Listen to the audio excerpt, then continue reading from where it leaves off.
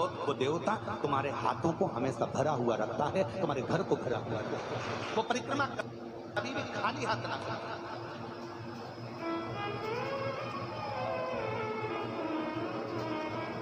और यदि हाथ में कोई अन्न का दाना नहीं है, कोई सामग्री नहीं है, कोई पदार्थ तुम्हारे हाथ में नहीं है, तो हाथ में तुलसी या रुद्राक्ष की माला रख लो, गौमुखी रख लो, और परिक्रमा करते समय वो हाथों से भर कर रख लो। कुछ भी हाथ से भरा होना चाहिए जो परमात्मा की शरणागति का, भगवान की शरणागति का सुख प्रदान करते हैं, जो भगवान की शरणागति का सुख, भगवान की शरणागति के सुख को प्रदान करते हैं।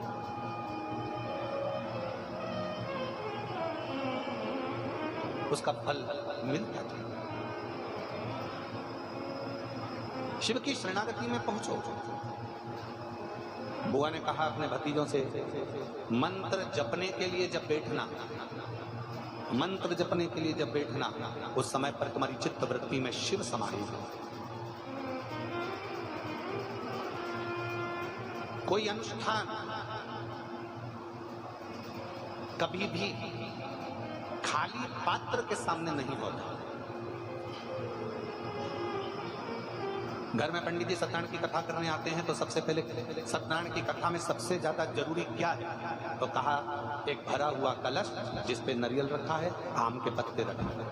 बृहस्पतिवार का उद्यापन कर रहे हो तो उसमें जरूरी क्या है, एक कलश जिसमें जल भरा है, नारियल रखा है। महामृत्युंजय का अनुष्ठान कर रहे हो, क्या चाहिए, सबसे ज्यादा जरूरी है कलश जिसमें जल भरा हो या अन्न भरा हो, कुछ भी।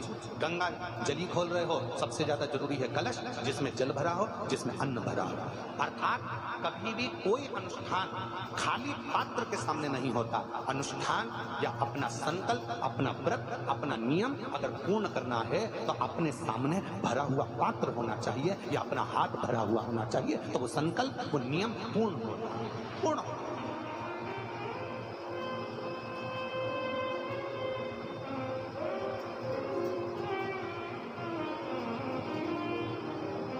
आप भरा हुआ पात्र अपने साथ में रखते हो, महामृत्युंजय अनुष्ठान कर रहे हो, भरा हुआ पात्र तुम्हारे सामने। राहु का जाप करवाया, भरा हुआ पात्र तुम्हारे सामने। ब्राह्मण सबसे पहले अगर अनुष्ठान करेगा तो सबसे पहला काम एक ही करेगा कि पात्र को भर कर, खाली पात्र के सामने अगर पंच पात्र भी रख रहा है तो उसको भी भर कर रखा, खाली नहीं रखा, उस पात्र में जल भर कर रखा। चलो जाने दो और अच्छे से समझ लो। किसी मंदिर में, राम जी के मंदिर गए, कृष्ण जी के मंदिर गए, देवी जी के मंदिर गए, देवता जी के मंदिर गए, जिस भी देवी देवता के मंदिर में जाते हो, वहां पर मंदिर में भगवान के सामने भी लोटा या कलश या पात्र या पंचपात्र या शंख कुछ भी खाली नहीं रहता, उसमें कहीं ना कहीं थोड़ा ना थोड़ा उसको जल से भर कर रखा जाता है। क्यों? जितने लोग दर्शन करने आएंगे वो दर्शन करेंगे तो उनके मन का मनोरथ पूर्ण होगा। क्यों कहा गया कि शंकर भगवान के निज निवास के पास तीन चीजों को देखा जाता है। शिव जी के निज निवास के पास में तीन चीजों को देखा जाता है। पहले नंबर पर कोई नदी हो, कोई तालाब हो, कोई बावड़ी हो, कोई कुआं हो, कोई सरोवर हो, कोई जलाशय हो, वो देखा जाता है कि शंकर भगवान का अगर कोई मंदिर है, शिव जी के स्थान पर अगर कोई चीज सिद्ध हो रही है, लोग जा रहे हैं, वहां जाकर मनोकामना पूर्ण हो रही है, लोगों के मनोरथ पूर्ण हो रहे हैं, लोग वहां जाकर कुछ ना कुछ प्राप्त कर रहे हैं, तो वहां तीन चीजें जरूर मिलेगी। पहले नंबर पर या तो वहां बावड़ी होगी, या वहां कुआं होगा, या वहां तालाब होगा, या नदी होगी, या कोई पवित्र नदी सरोवर होगा, जिसके कारणवश वहां पात्र में वहां जल भरा रहता होगा। वो कुआं, वो बावड़ी, वो तालाब में पानी थोड़ा ना थोड़ा रहता होगा, इसलिए वहां जाने वालों का भी मनोरथ हमेशा भरपूर्ण हो जाता है, वो भरा ही रहता है, उसके कार्य सफल होते चले जाते हैं। जैसे आप लोग तीन चीजों का स्मरण शिव मंदिर के शिवालय के नजदीक में होता है। पहला या तो कुआं या बावड़ी या तालाब या वापी या सरोवर या नदी या कुंड, कुछ भी पवित्र शिवालय के पास में जरूर होगा। दूसरे नंबर पर शंकर का जहाँ पवित्र स्थान होता है, या शिव जहाँ पर मूल रूप से स्थापित होता है, वहाँ शमशान नजदीक में जरूर होता है।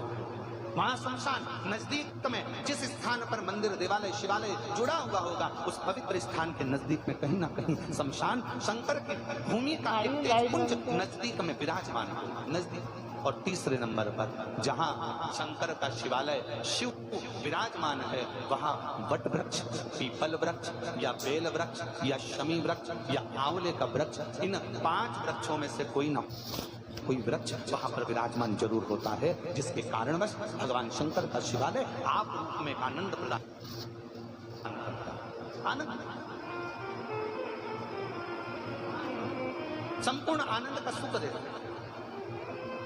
और यदि आप काशी में जाएंगे तो ये सभी चीजों का दर्शन करेंगे, आप उज्जैनी जाएंगे तो वट वृक्ष का भी दर्शन करेंगे, आप उज्जैनी जाएंगे तो महाशमशान का भी दर्शन करेंगे, वहां पर मां छिप्रा का भी दर्शन करेंगे। आप उज्जैनी से आप जाएं पवित्र पवित्र स्थानों पर, आप त्र्यंबक चले जाओ वहां पर भी ये दर्शन होगा, आप सोमेश्वर चले जाओ वहां पर भी ये दर्शन होंगे, वहां पर मां छिप्रा का भी दर्शन करेंगे। आप उज्जैनी से आप जाएं पवित्र पवित्र स्थानों पर, आप त्र्यंबक चले जाओ वहां पर भी ये दर्शन होगा, आप सोमेश्वर चले जाओ वहां पर भी ये दर्शन होगा, आप नागेश्वर चले जाओ वहां पर भी ये दर्शन होगा। और आप अगर कुबेरेश्वर धाम आए हो तो इन तीनों चीजों का दर्शन कुबेरेश्वर धाम में भी आपको होगा।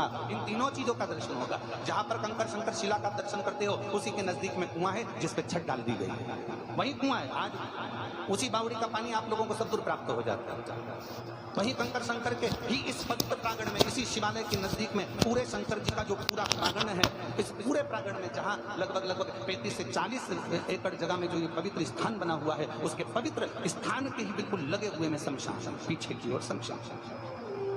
और उसी पवित्र स्थल में भगवान शंकर के मूल बेलपत्र वृक्ष, उसी का मूल वट वृक्ष, उसी का मूल पीपल वृक्ष, इसी शिवालय के, इसी कुबेरेश्वर धाम की भूमि पर विराजमान है। भगवान शंकर का मूल स्थान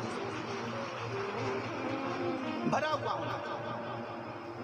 क्यों लोग आते हैं, क्यों भगवान कंकर शंकर की पूजन करते हैं, आराधना करते हैं, सेवा करते हैं, चाकरी करते हैं लोग अपना, कई लोग आते हैं अपना